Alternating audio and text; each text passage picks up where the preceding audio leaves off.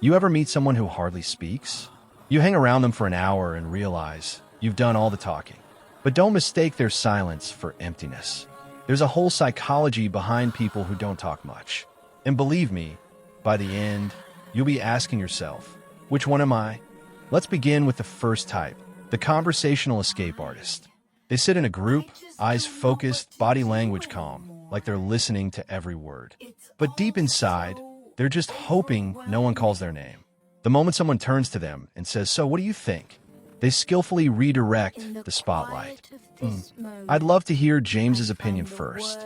Smooth, silent, survival mode. These people aren't shy, they're strategic. They understand that fewer words mean fewer mistakes. They observe, they read the room, they adapt, and without speaking much, they subtly guide the entire flow of conversation. Quiet control at its finest. Ever met someone like that? The one who says little but somehow runs the room? Wait till you meet the next type. It's a whole different kind of silence. Now, the second type, the value speaker. This person doesn't waste words.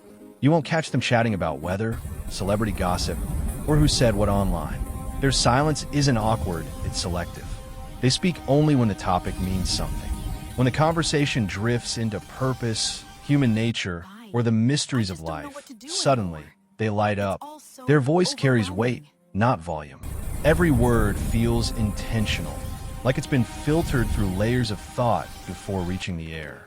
Psychologically, these people value their mental energy. They don't speak to fill space. They speak to create meaning. They understand that language is currency, and they spend it wisely. When a value speaker finally joins in, it's not just talk, it's a transfer of insight. You don't just hear them, you feel them. They talk to teach, to connect, to awaken something in you. Their silence isn't distance, it's focus. So if you ever meet someone who only speaks when it matters, listen carefully. They're not avoiding conversation. They're protecting depth. Because next comes a silence that doesn't come from choice, it comes from habit, the kind that grows when your only company has been your own mind. Then there's the third kind, the lone thinker. You'll recognize them instantly. They move quietly, eyes distant, presence calm, almost detached. It's not that they dislike people. It's just that they've spent so much time inside their own mind. The outside world feels like a whisper compared to the storms within. They've had countless conversations, just not with you. With themselves. In their mind, they debate, analyze, argue, win, and lose. They've built an entire world of thought. One where silence isn't empty, it's sacred. When you talk to them, you might think they're uninterested, but what you're really seeing is someone who's learned to be okay alone. They don't crave noise or validation. Their peace doesn't depend on people. Psychologically, these individuals often have deep self-awareness, but limited social energy. They're not antisocial, they're introspective. Their silence is not rejection, it's reflection. You'll often find them lost in thought, replaying memories or imagining futures that others can't see. To them, silence isn't a pause, it's a language. But there's one more type, the kind whose silence isn't built from solitude, it's built from power. When they speak, the entire room changes. And finally, we meet the silent authority. You know the type, the calm one in the chaos. The person who doesn't need to raise their voice to command attention, because their silence does it for them. While everyone else talks fast and loud, they sit still, steady, composed, unbothered. Their quiet isn't passive, it's powerful. When they finally speak, every word lands heavy, like it's been carved in truth. People stop mid-sentence. They listen, because deep down, we all sense it. This person doesn't talk for approval, they talk for impact.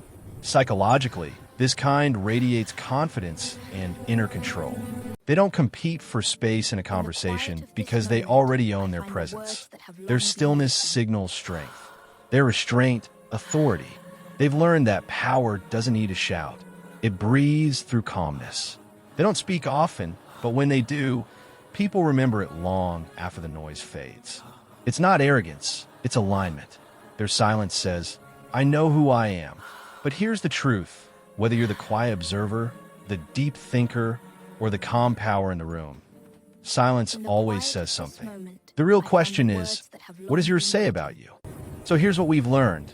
Silence isn't one thing. It wears many faces. Sometimes it's survival. Sometimes it's wisdom. Sometimes it's peace. And sometimes it's quiet power. Whether you're the smooth escape artist who navigates conversations like chess, the value speaker who talks with purpose, not pressure, the lone thinker who finds clarity in solitude, or the silent authority who commands without noise. Each carries a story within their silence. Quiet people aren't empty. They're layered. Their thoughts move like tides, unseen but powerful. And maybe the world misunderstands them because it measures presence by noise. But here's the truth. Silence can be sharper than speech. It can protect, connect, or even control, depending on who wields it. So next time you meet someone who barely talks, pause before assuming they have nothing to say. Their silence might be louder than your words. Which one are you? The observer, the thinker, or the calm storm? Comment your type below, because every silence has a story, and maybe today, it's time to tell yours.